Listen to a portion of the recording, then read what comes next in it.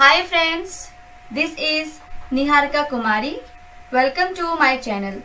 अब तक हमने कुछ जेनेटिकल टर्म्स के बारे में देख रहे थे, तो उसी को हम लोग कंटिन्यू करेंगे. ओके, मैं आज ट्राई करूंगी कि आप लोगों का आज ऑल जेनेटिकल टर्म्स कंप्लीट हो जाए. ओके, तो अब हम लोग वीडियो को स्टार्ट करते हैं. हमने लास्ट वीडियो में मैंने आप लोगों से कुछ क्वेश्चन पूछा था. एक टॉपिक था हमारा हेमीजाइगस. ठीक है, तो अगर आप लोगों में से कोई जानता है कि हेमीजाइगस क्या होता है तो कमेंट करें, अदरवाइज हम लोग वीडियो को स्टार्ट करते हैं. Okay, so what is hemizygous? If individual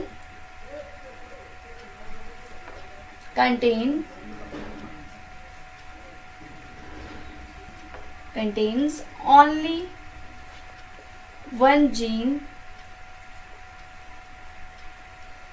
of a pair, then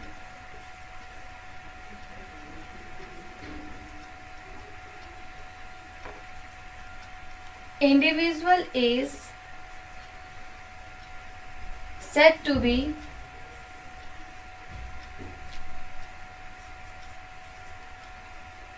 hemizygous.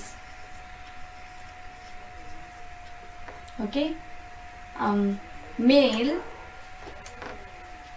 individual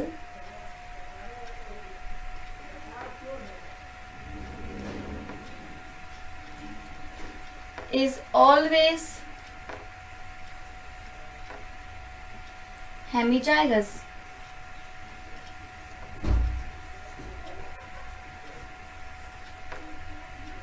For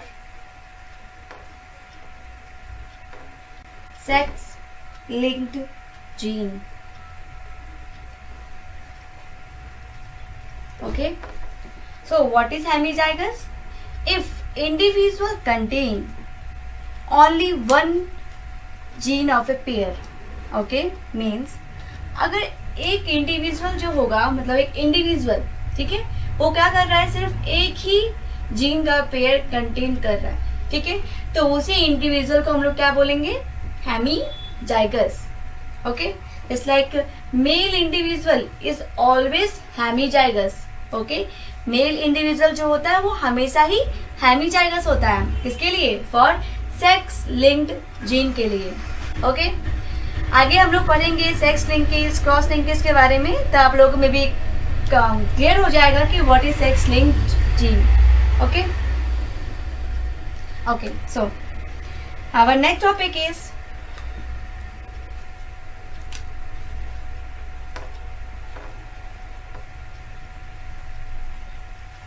phenocopy. Okay, देखो हेमीजाइगस और फिनोकॉपी जो टर्म्स है ना, ये आप लोगों ने 10th क्लास में नहीं पढ़ा होगा. ठीक है, ये 12th के बेसिस पे है. So what is phenocopy?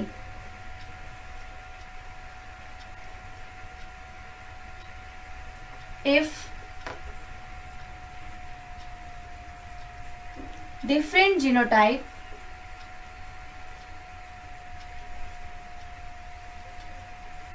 genotypes are placed in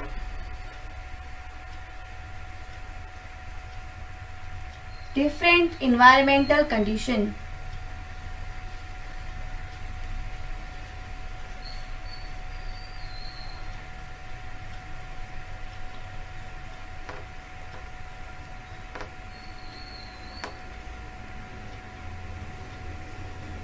then they produce same phenotype.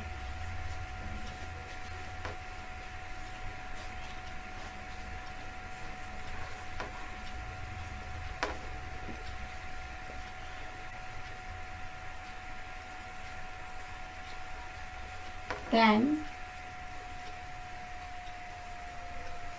these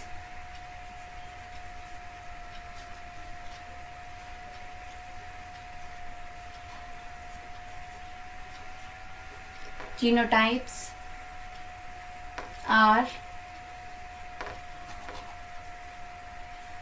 said to be phenocopy of each other.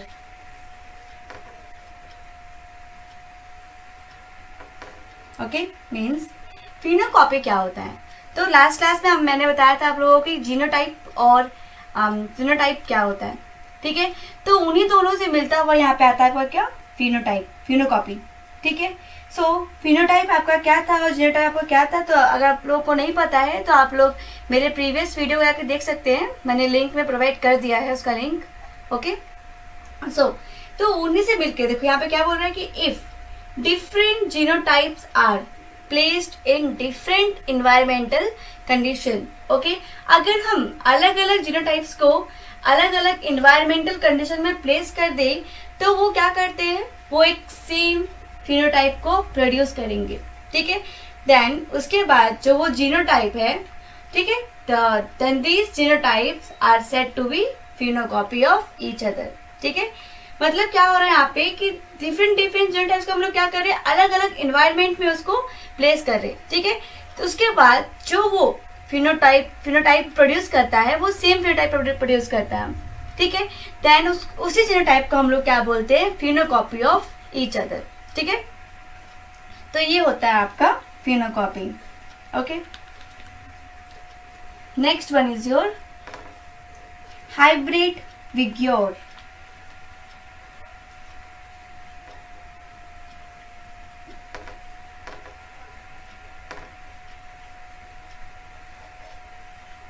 या फिर इसको हम लोग बोलते हैं heterosis.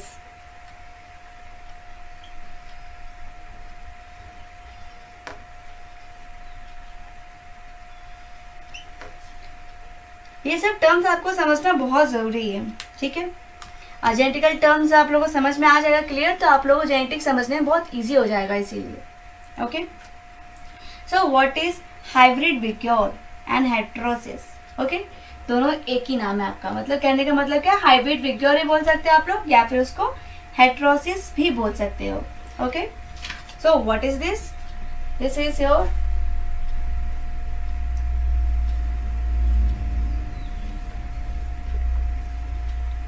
superiority of offspring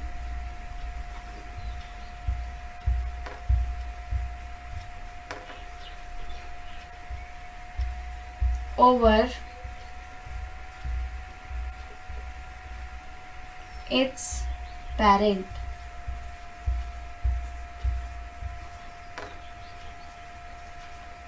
is called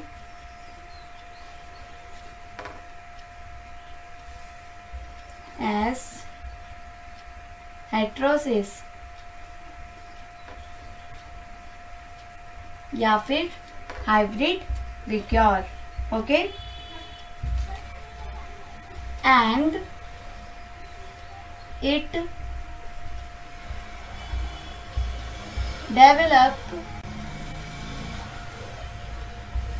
develops due to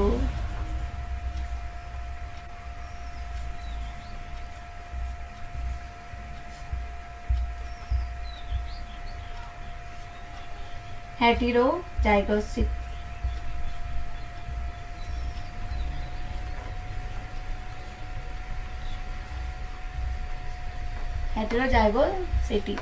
okay.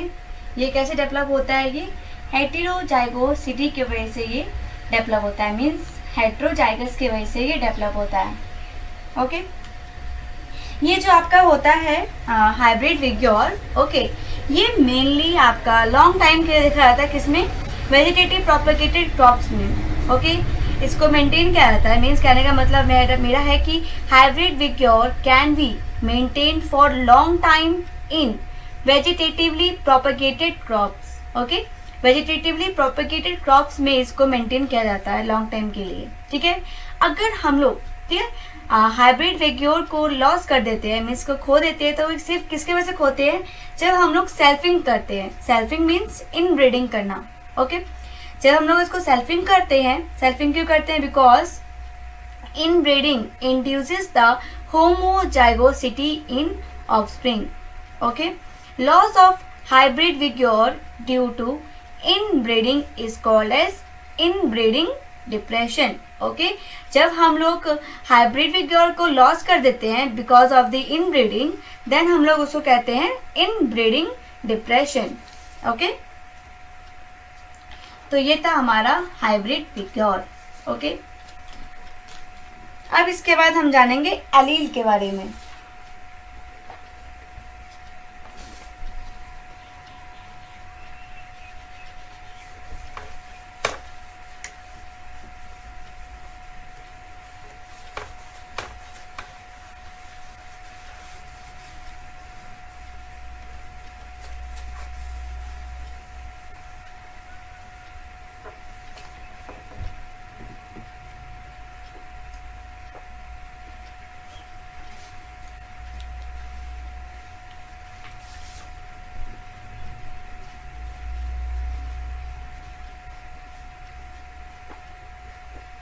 Okay, allele, जो ये term है एलील, ये जो है आपके जेनेटिक्स का बैकबोन कहते हैं इसको एक तरह से.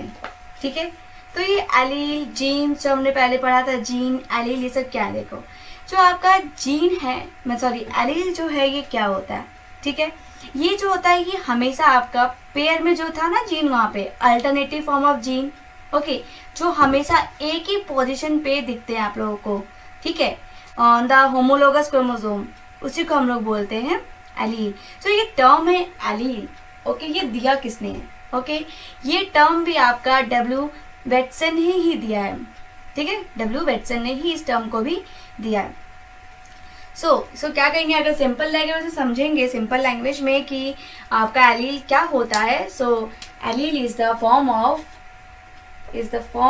Of gene. Okay, which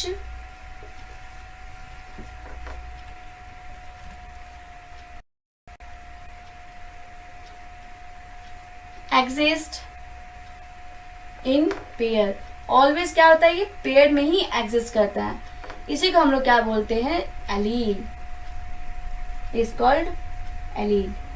means pair of gene. कहने का मतलब क्या है, pair of gene is called allele. आप लोग ये भी कह सकते हो. ओके, सो एलील जो है ये टर्म आपका दिया है डब्ल्यू वेटसन ने. Okay,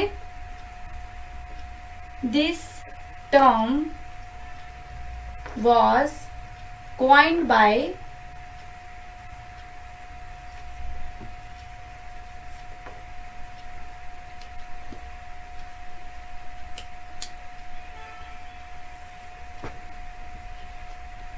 W. Watson. Okay, W Watson ने ही इस टर्म को दिया है एलील को. ओके, एलील क्या होता है, देखो एलील जो होता है एग्जिस्ट देखो कितने फॉर्म में कर सकते हैं. जैसे कि आपका capital T. Okay, capital T, then small T. Okay, and then capital T and small T. हम लोग हमेशा जो है ना इसका लिखने का रूल होता है. ठीक है, अगर आप लोग कभी भी देखेंगे नोटिस करेंगे तो हमेशा पहले क्या आएगा आपका जो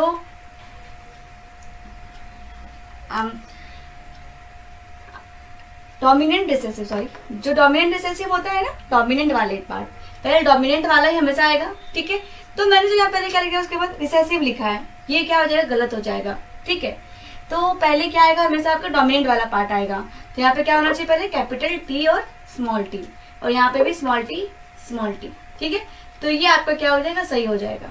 जब भी हम लिखते हैं कोई भी या फिनोटाइपिक या फिर जीनोटाइपिक लिखेंगे जब भी हम लोग, तो पहले हमेशा हम लोग डोमिनेंट कैरेक्टर को ही पहले लिखेंगे. ठीक है, फिर उसके बाद हम लोग लिखेंगे रिसेसिव वाले को. ओके, तो ये था आपका एलील. ओके,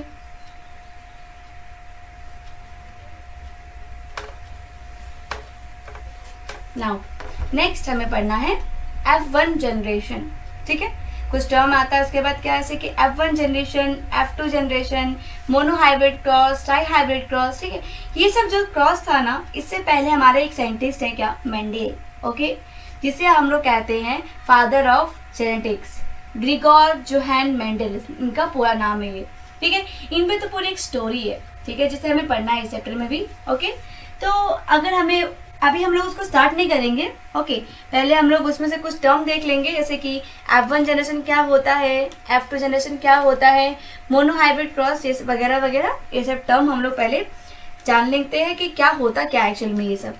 ठीक है, मे भी आप लोगों को समझ ना भी आए F1 generation F2 generation, but जब हम लोग एक्सपेरिमेंट करेंगे इसको, मीन्स पूरा क्रॉस करके देखेंगे, तब आप लोगों को क्लियर हो जाएगा आप लोगों को, ठीक है, कि क्या होता है ये। सो F1 जनरेशन, आप लोगों ने ये टर्म पहले सुना हुआ है क्लास 10th में, F1 generation. Okay, F1 generation का ये फुल फॉर्म क्या होगा? F जो यहाँ पे वर्ड यूज किया गया है, इस F वर्ड का फुल फॉर्म क्या होता है? तो इसका पूरा फुल फॉर्म होता है filial generation. Okay,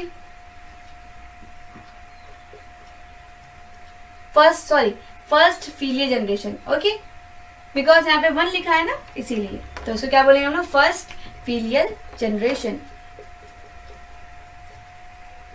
first filial generation. Okay, तो इसका ये पूरा फुल फॉर्म है। अब ये फर्स्ट फीलियल जनरेशन या फिर F1 जनरेशन होता क्या है?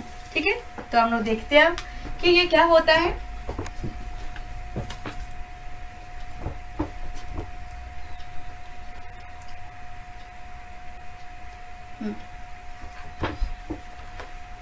जब हम लोग when two parents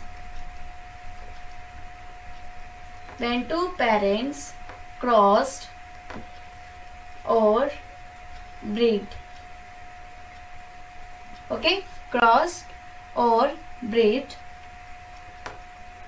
to produce progeny or offspring।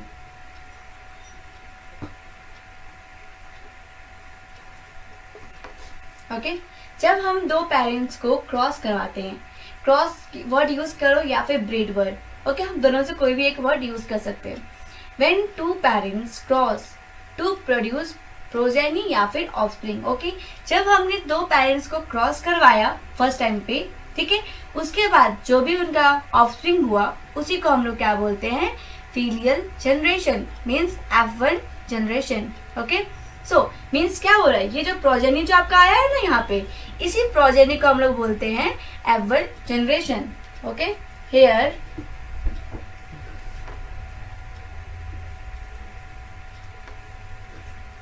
Progeny is F1 generation और filial generation, first filial generation. ये तो बहुत इजी था, आप लोगों को समझ में आ गया होगा इजली। मीन्स जब हम फर्स्ट टाइम पे जब क्रॉस करवाते हैं ना, ऐसे हमने क्रॉस करवाया, ऐसे क्या कैपिटल T प्योर क्या लिया हमने? प्योर टॉल पी प्लांट और प्योर डॉर्फ पी प्लांट लिया, ठीक है, और इसको हमने क्या किया? क्रॉस करवा दिया, ठीक है। तो इसके बाद जो भी बेबी यहाँ पे आया, मीन्स यहाँ पे क्या आया? ऑफस्प्रिंग आया, यहाँ पे जो भी आएगा ऑफस्प्रिंग, उसी को हम लोग बोलते हैं क्या? F1 generation. ओके ओके, सो ये था हमारा F1 जनरेशन। अब हम देखेंगे F2 जनरेशन के बारे में। ओके, F2 जनरेशन, तो इसका फुल फॉर्म क्या हो जाएगा? Second filial generation. ओके, कुछ डिफरेंस नहीं है ज्यादा, बस एक सेकेंड आ गया, ठीक है। और सेकेंड फीलियल, आप लोग शॉर्ट फॉर्म मत लिखिएगा, मैं शॉर्ट फॉर्म लिख रही हूँ जनरेशन का, आप लोग तो लिखिएगा इसको, ठीक है। सो अब ये क्या होता है? F2 जनरेशन क्या होता है? तो ये भी बहुत इजी सा ही है, कुछ हार्ड नहीं है इसमें, ठीक है। जैसे कि आप लोग का F1 जनरेशन था, वो क्या था आपका कि हमने दो पेरेंट्स लिया, उसको क्रॉस करवा दिया, और जो उसमें ऑफस्प्रिंग आया उसी को हम लोग क्या बोल रहे थे वहाँ पे? F1 जनरेशन, ठीक है। तो सेम कंडीशन यहाँ पे अप्लाई होता है कि जो आपका वहाँ पे जो प्रोजेनी आया था, ठीक है। तो उसी प्रोजेनी को हम लोग क्या करेंगे, क्रॉस करवाएंगे, ठीक है। और फिर उसको जब क्रॉस करवाने के बाद, ओके, मीन सेल्फिंग करवा रहे हैं, करवाने के बाद जो प्रोजेनी आएगा उसको ही हम लोग अब क्या बोल देंगे, F2 generation, okay. When the F1 generation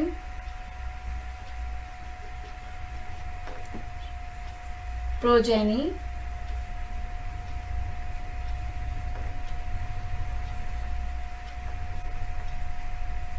crossed or breed,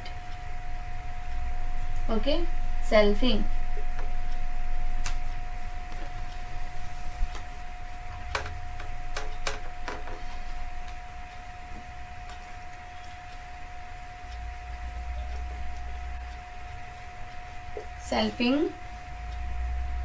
then their progeny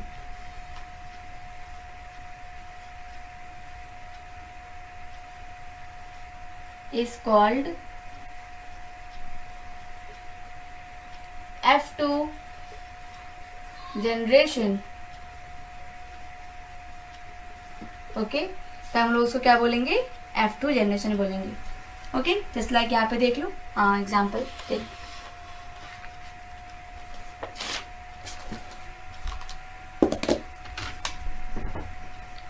जैसे कि हमने वहां पे देखा था कि F1 जनरेशन क्या होता है, यहाँ वापस देखते हैं, ठीक है। When first we consider pure tall pea plant, okay, and pure dwarf pea plant, okay.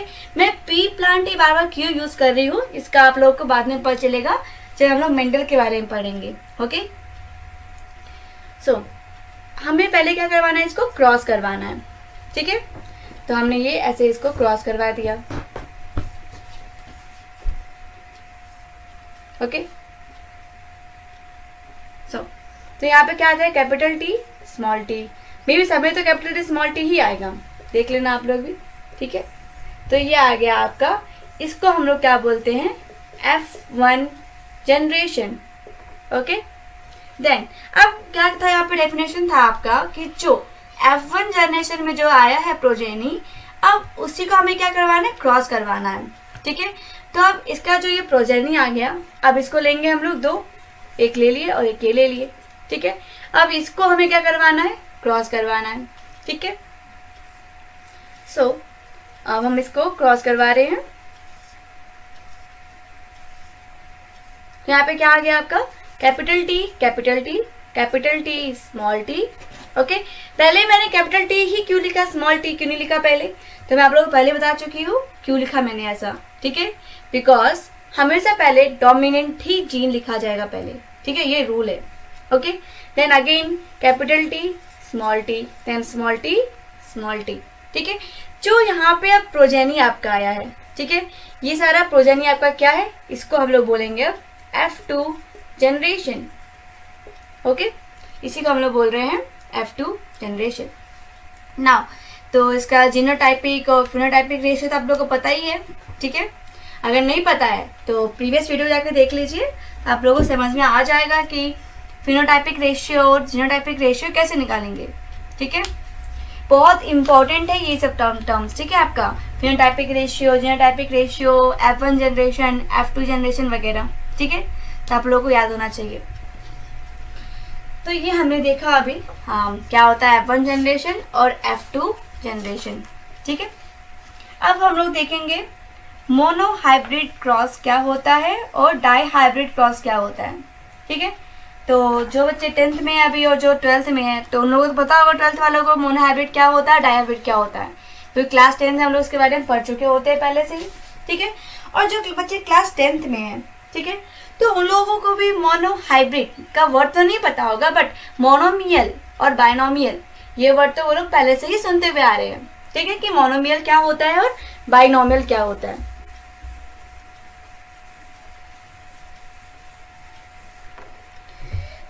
उसी वर्ड से यहाँ पे डिस्क्राइब होता है कि मोनोमियल और मतलब मोनो हाइब्रिड क्या होता है और डाई हाइब्रिड क्या होता है, ठीक है। तो मोनो वर्ड, ओके, क्या बोल रही हूँ मैं आप लोगों को, mono, mono hybrid, okay.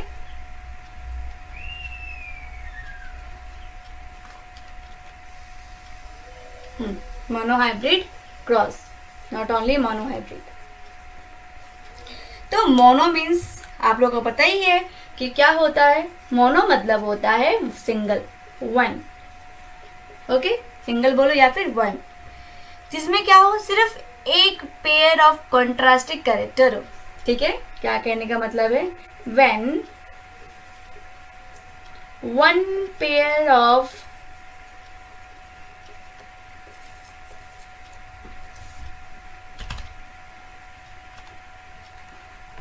when one pair of contrasting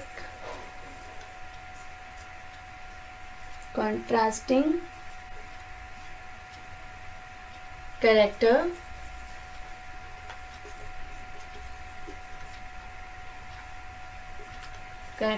are crossed, then it is called monohybrid cross. Then it is called monohybrid cross, okay.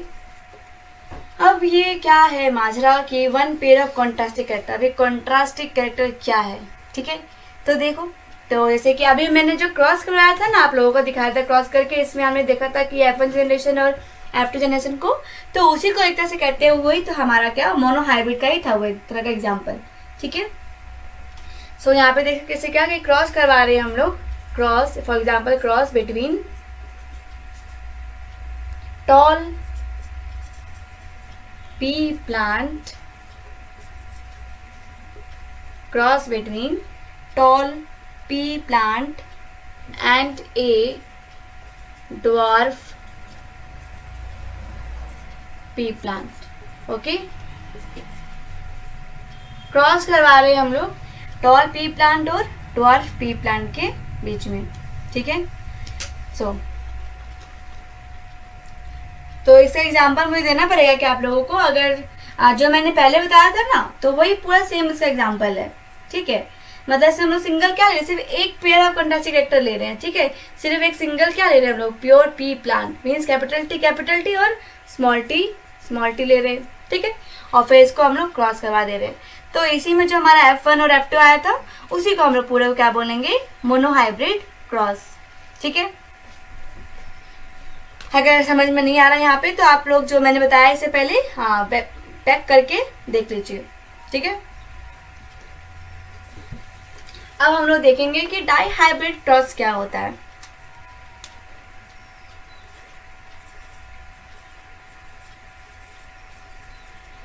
Die hybrid cross,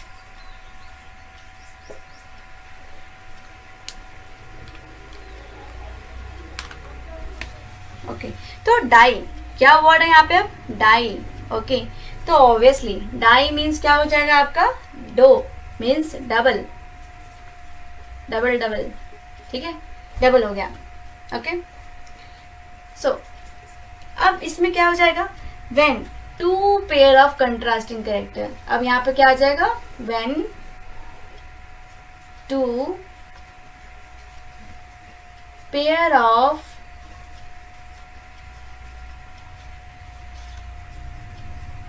contrasting characters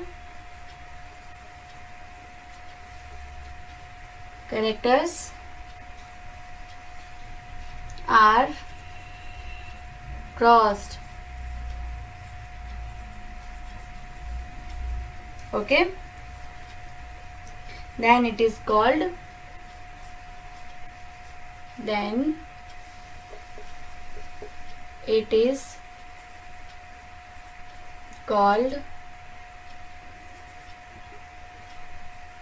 dihybrid cross.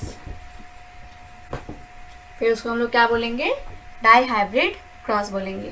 Okay, तो अब भाई यहाँ पे तो 2 pair of contrasting character लेना है, तो अब ये क्या है माजरा है, 2 कहाँ से लेके आएंगे हम लोग उठा के अब। ठीक है, तो अब हम लोग देखते हैं कि 2 कहाँ से आया है ये। ठीक है, तो यहाँ पे हम लोग ले रहे हैं क्या, फॉर एग्जाम्पल।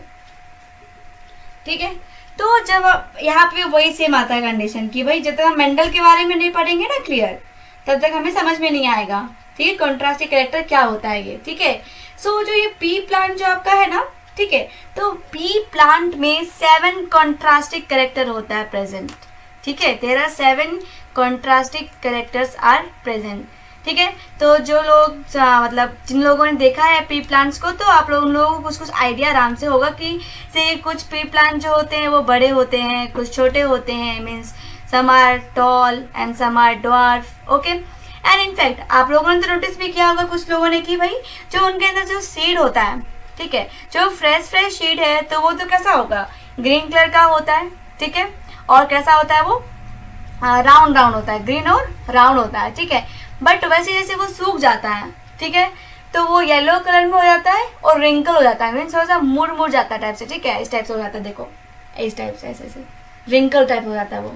ठीक है, अगर इसको आप लोग धूप में रख दोगे तो कुछ इस टाइप से ही हो जाएगा। सिर्फ मटर ले लो, मटर कह सकते हो आप इसको। ठीक है, मटर बन जाता है ना ऑब्वियसली वो। ठीक है, तो मतलब there are 7 contrasting characters are present in pea plant. Okay, जब हम लोग मेंडल का स्टोरी पढ़ेंगे ना, तब आप लोगों को समझ में आएगा कि वो 7 कॉन्ट्रास्टिंग कैरेक्टर क्या क्या थे। ठीक है, इनफैक्ट कुछ लोगों को पता भी होगा ऑलरेडी पहले से ही कि 7 कॉन्ट्रास्टिंग कैरेक्टर कौन कौन से हैं। ठीक है, जो लोग पबजी नहीं खेलते होंगे या फ्री फायर, ठीक है, जो लोग बुक पढ़ते होंगे, उन लोगों को क्लियरली पता होगा कि 7 कॉन्ट्रास्टिंग कैरेक्टर क्या होता है और मेंडल का स्टोरी क्या था। ठीक है, सो यहाँ पे जो डाई हाइब्रिड क्रॉस है, तो इसका मतलब क्या है, यहाँ पे सिर्फ हमें 2 पेयर्स ऑफ कॉन्ट्रास्टिंग कैरेक्टर्स लेना है। ठीक है, फिर उनको आपस में क्रॉस करवा देना है। ठीक है, तो यहाँ पे ऐसे कि हम लोग ले रहे हैं क्या, राउंड येलो। ठीक है, राउंड और येलो कलर का सीड। ठीक है, सीड का कलर और सीड का शेप। ठीक है, seed colour and seed shape and wrinkled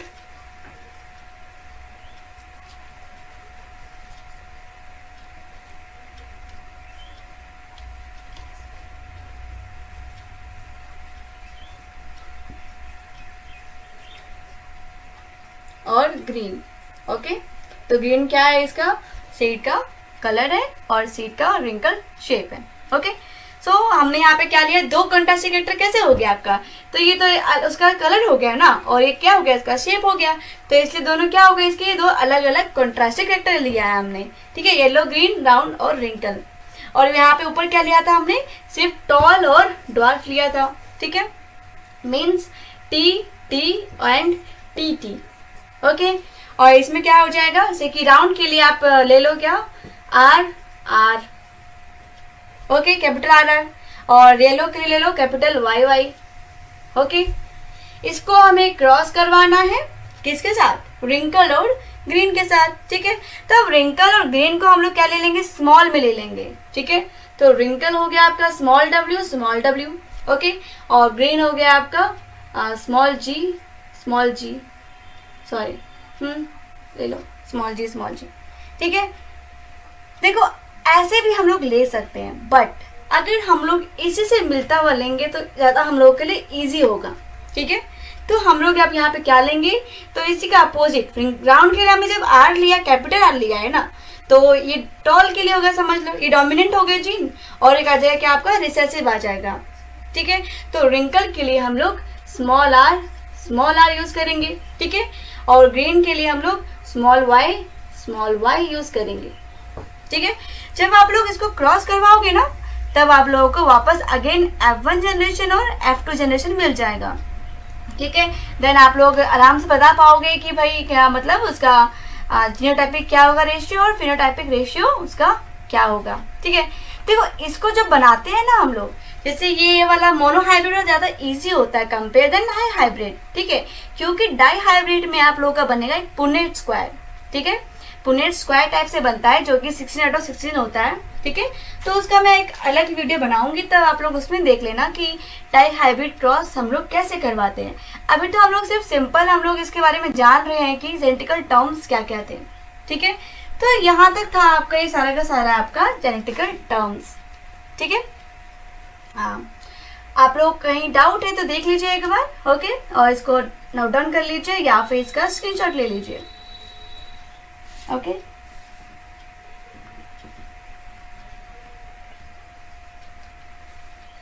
okay, तो आई थिंक आप लोगों ने स्क्रीनशॉट ले लिया होगा इसका। तो अब हम लोग यहीं पे खत्म करते हैं इस क्लास को। आप लोगों का मैक्सिमम से मैक्सिमम मैंने सारे जेनेटिकल टर्म्स को कंप्लीट कर दिया है, ठीक है। और अगर अभी मतलब कुछ टर्म्स ऐसे हैं बाकी जो हम लोग के 12th के लेवल पे हमें पढ़ना है, ठीक है। जैसे कि हमें try hybrid cross, back cross, reciprocal cross, ठीक है, और कुछ भी ऐसे क्रॉस है जिसके बारे में हमें पढ़ना होगा, ठीक है। और सबसे मेन तो हमारा है उसके बाद मेंडल, ओके, मेंडल का थ्योरी, और मेंडल ने मतलब क्या क्या अपने लाइफ में अचीव किया, और मेंडल के बारे में हमें क्यों पढ़ना पड़ता है, ठीक है। तो उस चीज़ों के बारे में हमें पढ़ना होगा, ठीक है। वो तो आप लोगों को पहले ही पता चल गया होगा कि मेंडल के बारे में हमें क्यों पढ़ना है, ठीक है, क्योंकि वो हमारे क्या है, फादर ऑफ जेनेटिक्स हैं, ठीक है। इसीलिए देखो जो मैं पढ़ा रही हूँ ना उसको एक बार रिवाइज कर लिया करो तो आप लोगों को इजीली समझ में आ जाएगा, ठीक है। ठीक है, okay. So thank you for watching my video. अगर आप लोगों को कोई डाउट हो इसमें तो आप लोग कमेंट करके मुझसे पूछ सकते हैं, ओके। Thank you.